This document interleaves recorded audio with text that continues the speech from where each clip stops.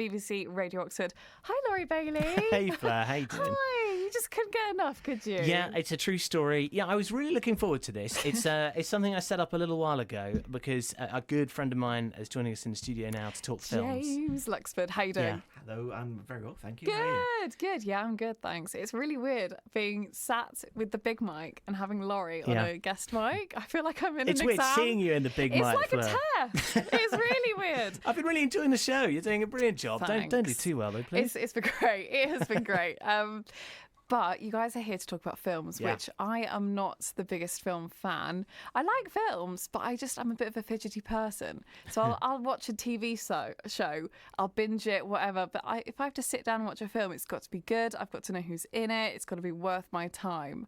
So Quentin Tarantino, are we getting started with him? Yeah, let's do it. Okay, let's Yeah. go for Once Upon a Time in Hollywood. Now, this is largely talked about. A lot of people are telling me how great it is. But Quentin Tarantino said that he's only going to do 10 films, and this is his 9th. Do you think he will actually stay true to his word? I think so, yeah. I think, as we'll get to, this just is a real reflection of how different Hollywood is. 20 years ago, the zeitgeist was kind of moulded by him, that he made Pulp Fiction, and then all of a sudden it was whiz-kid directors making very hard-edge kind of independent-themed films. 25 years later, it is, as we'll see from the box office, it is Disney, it is superheroes, it is mega-budget films. Oh, yeah.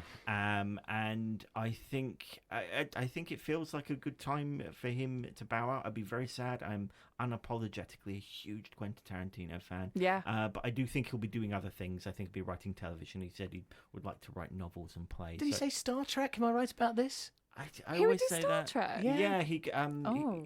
This is where my real Tarantino nerd comes out. He's quoted as saying they always offer him something when he thinks they think he needs it. So he was offered The Right. Man from U.N.C.L.E., he was offered Casino Royale, and these all came after films that perhaps didn't do as well.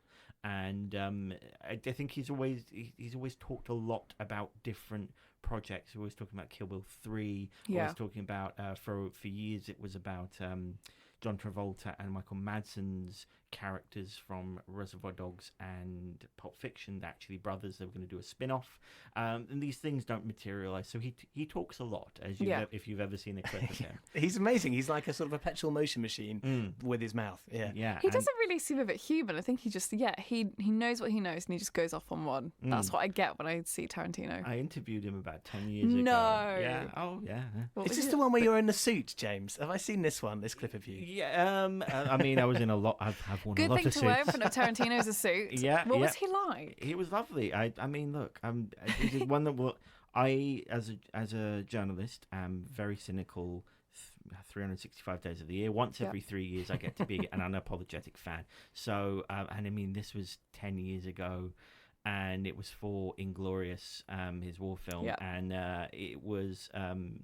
I think I got maybe two questions in the space of about 10 minutes because he talks so, and they said beforehand, keep it, keep your question levels low. And it's very energetic but very enthusiastic. Yeah. And for a film geek like me, that's a really something that's quite wonderful. Yeah. Now, Laurie, how much of a big fan are you of Tarantino? I am a fan. I don't think I'm in the same sort of ballpark as James over here.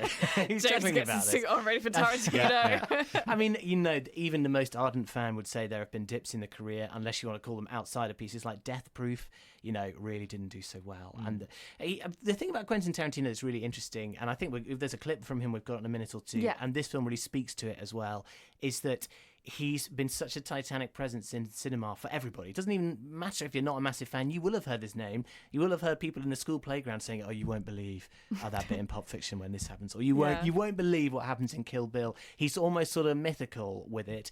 But with that, the myths change as the world changes, and he's become almost controversial, which I think for him must be a very, very strange experience. Do you think that he expected that, James? I think, to be honest, I found it's an interesting curve in his career. When he started, he was controversial, but for very different reasons. Yeah. He was this person who, the Daily Mail wanted Reservoir Dogs banned, and he was all say, making these things that were seen as shocking and very, very controversial.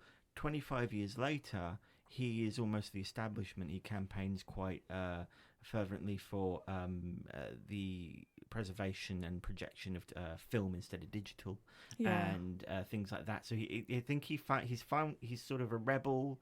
But in a different context now. He's a bit of he's old-fashioned. He's a sentimental guy. He's a legend, isn't he? Yeah, I think so. I think if you are, someone of my age in mid-30s and you grew up loving movies, you will have come across Tarantino and delve deeply into his work. I think he is, like all really good artists, I think he's either for you or he isn't. I think really good films aren't for everyone. Yeah. Which we're in an era of blockbuster franchises which try to be for everyone. We forget that really good art is going to confuse some people and it's going to enthrall others. Yeah. So I think he's always going to be that controversial figure, but for maybe different reasons than when he was younger. Yeah. Now we've got some audio here to play. This is the Bowman Tarantino interviews. Right. Yeah, that's right. So Edith Bowman at the UK premiere of Once Upon a Time in Hollywood was on the red carpet meeting these people, and she asked Quentin Tarantino quite a specific question. It's interesting, James, say that he just loves to talk, and you can hear him, I think, reining himself in because they clearly had a 5-minute window.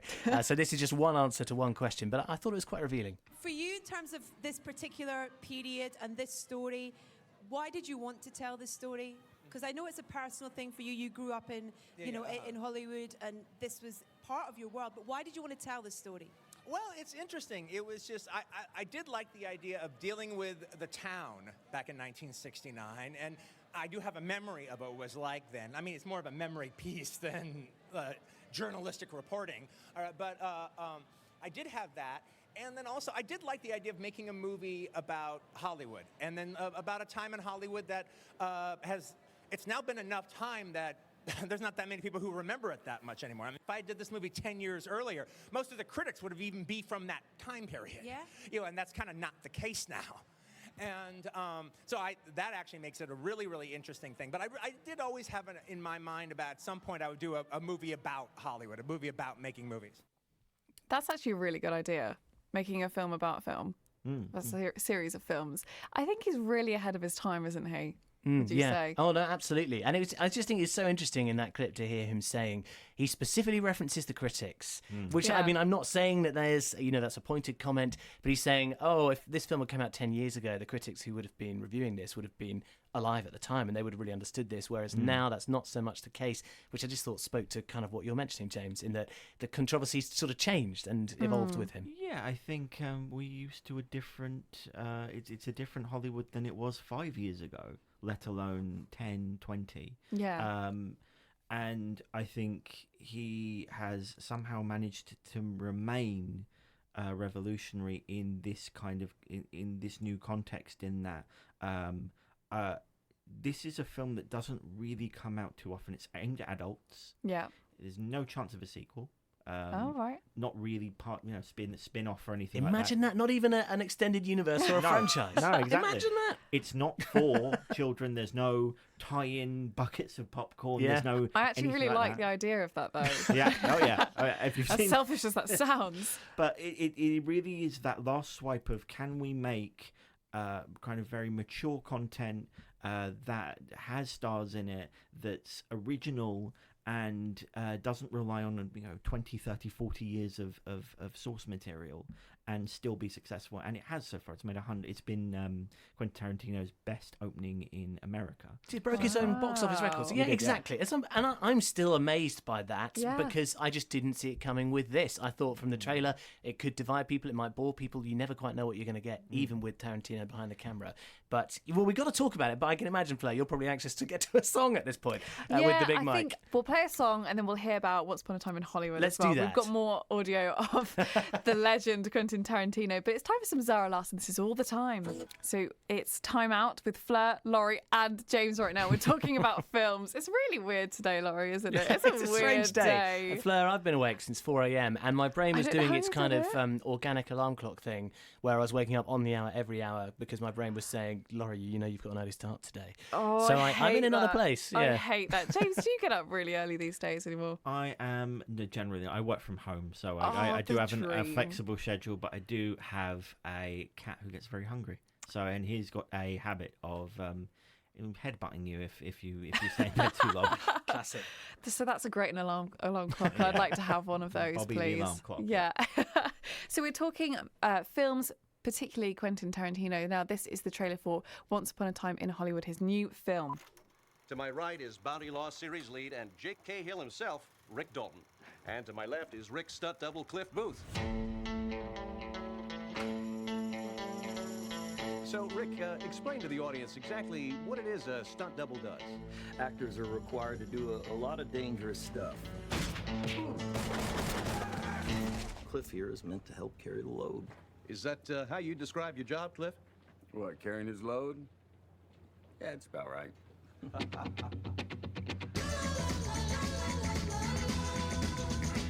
My hands are registered as lethal weapons. We get into a fight, I accidentally kill you. I go to jail. Anybody accidentally kills anybody in a fight, they go to jail. It's called manslaughter. That was the best acting I've ever seen in my whole life. Like you. Sounds so good. Once Upon a Time in Hollywood by Quentin Tarantino. Now, when should I see this? ASAP, do you think? I think so, yeah. It's certainly one of those films that feels quite important for the reasons I said earlier. Yeah. In that there are a lot of movies this year that have been very good, they've been very different, that people have wanted to see, but no one turned up for it. Things like Booksmart, things like Support the Girls, which are sort of female-directed, female-starring, things that have online and things like that people have been crying out for, but they haven't turned into box office receipts. I think if you are interested in a deeper kind of film, in a more artistic kind of film, in something that isn't meant to be part of a 20-year cycle of spin-offs and things like that. Look, Marvel is wonderful. Transformers are wonderful. We will all be owned by Disney one day. Mm-hmm. But there are 2 to 10 screens in a cinema, and it'd be lovely if there's a different type of film in all of those screens. We need variety, don't we? So let's talk about the box office. What's going on at the moment? What films should we be seeing apart from Quentin?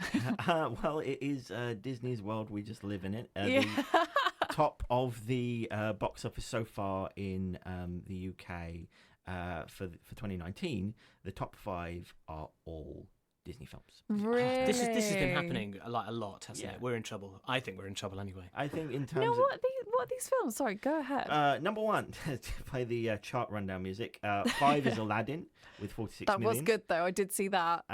Captain Marvel is with 51 is number 4. Toy Story 4, 73 million. The Lion King, 73 million. And number 1 with 114 million pounds in the UK alone, Avengers Endgame. Mm-hmm. We're living in this era of Disney and these spin-offs, and they've always had. They started with Pixar. If they can't do it themselves, they'll buy the company that can. Yeah. So they've bought Marvel. They've just bought 20th Century Fox, and so oh wow, it's just a matter of how many mainstream films are kind of made by Disney, and that's why I think something like Once Upon a Time is really important, because you have things, something that's different, something that stands out, something that isn't part of a sort of a company spreadsheet. Yeah. Okay, tell me please about Toy Story 4, because I found it hilarious. Like, I think that's one of the best films Toy Story's ever done. Is your favourite Toy Story? It might be. I think it is. I liked it. My biggest problem with it is it came after Toy Story 3, which I thought was actually a masterpiece. And, yeah, a good ending. Beautiful ending and a beautiful. And I have. It's really funny because I have no problem with Toy Story 4. No. It's just that it is not Toy Story 3. I was laughing the whole way through. Yep. Laurie, do your children enjoy Toy Story? They've not seen it yet. I haven't. No. It's not for lack of trying. I try and get my kids to watch all sorts of films. Yeah. But my daughter in particular is still stuck on the classic Cinderella. She loves the Aristocats. Oh, she's her. big into the classic Disneys. I'm trying to push her more towards Shrek, to be perfectly honest, which I think is a good transition iconic piece. Yeah, and it's out of the fairy tales and into story as a concept, which then leads nicely onto things like Toy Story. Oh, she'll get that. I hope so. Yeah. Now, one film I cannot watch at all is Lion King. Because Well, I you can't watch it. No, I can't watch anything with animals in. Otherwise, I will cry and I'll worry the whole way through, Wow. it's not an enjoyable experience. The thing So I'm not watching it. The thing I found funny about The Lion King was it is an animated film, but Yeah. it looks photorealistic. Yeah. The remake. Yeah. These are, for all intents and purposes, real lions, real meerkats, real warthogs looking at you like you're watching a documentary, except their mouths move at the end. The problem with that I had with it looks beautiful, but lions can't make faces. The jaws don't form sounds. They don't make emotions. They can't make Yeah. emotion. It's a frozen top of head, basically. And Yeah. that makes things like the stampede scene, the big emotional moment, a little bit of a letdown for me, at least. I think it's a remarkable achievement and Great casting. Great casting, superb casting. Not really a big role for Beyonce, which I was surprised at. She sort of comes in at the end, Yeah. and you realise that sort of the adult versions of the characters aren't really that involved in the film. But I think 2019 might be the moment where we realise sort of it's all going to be computerised. We've got Will Smith fighting his younger self in Right. Gemini Man. Oh, God. He's playing. Doesn't sound like your favourite, Laurie. Oh, I mean, like, it's a bubble that'll burst. Please tell me, James, do you think this is a bubble that'll burst? I don't think so. I think it's a youth-obsessed industry. You've got Will Smith versus 90s Will Smith, and it looks photorealistic. Now, if you said that to me, I'd be like, oh, that's cool. Yeah. Sorry, Laurie. No, I mean, just what is this going to do to the psyche of these actors? I mean, like, I already had a major issue with Grand Moff Tarkin reappearing in Rogue One, for example. That actor who is dead, who they resurrected through CGI. I thought it looked bad, and I thought the ethical consideration didn't even seem to have been mentioned. Exactly, it wasn't so even true. considered. Is this an issue? It was more like, we own the property, so we're going to put it on screen. What's going to be very interesting looking forward now is that all of those families now have a new revenue stream. If you can recreate Bruce Lee, if you can recreate Marilyn Monroe, if you can recreate Audrey Hepburn to star in a new romantic comedy, these are kind of life rights come for sale. And I don't know if we're going to see the turning point here where certainly you're going to maybe have actors playing younger versions of themselves. Yeah. Maybe if he were younger, it's like a Sean Connery coming back as Bond or something like that. We've already got Robert De Niro playing a 20 years younger version of himself in Netflix's The Irishman coming out in October. Did you like it, Laurie? I can't know, and it's not that. I just can't cope with it because for me, James, it symbolises a total lack of imagination. You might say it's the opposite because we're doing incredible things with technology, but the reason we're having to do this is because we can't make new screen legends. Don't you agree? I think it's a fear of risk. And so you're looking at those top five. They're all things we know. We're all things that are safe. They're all things that are familiar and warm. And the remakes of the Disney classics, not necessarily as good as the originals that we remember and watch, but they're familiar. They hit the right notes. They make you feel warm enough that you'll go and see it. And so to your point, I think there is absolutely new stars to be made. It's just whether anyone has the kind of bravery to make them. Well, and you pointed it out there yourself. Who is owning that top five right now? And do you know who really likes carefully managed risks? I should think rather global corporations who are very good at reading data. And so this is what happens when you let a massive corporation take over the imagination of a generation. That's my feeling. Can we also talk about cats and the digital fur technology, please? Oh, it looks scary. It looks awful. I mean, it looks awful, doesn't it? I've been told, my wife works in theatre, and I've been told this is kind of the look of the musical in a sense.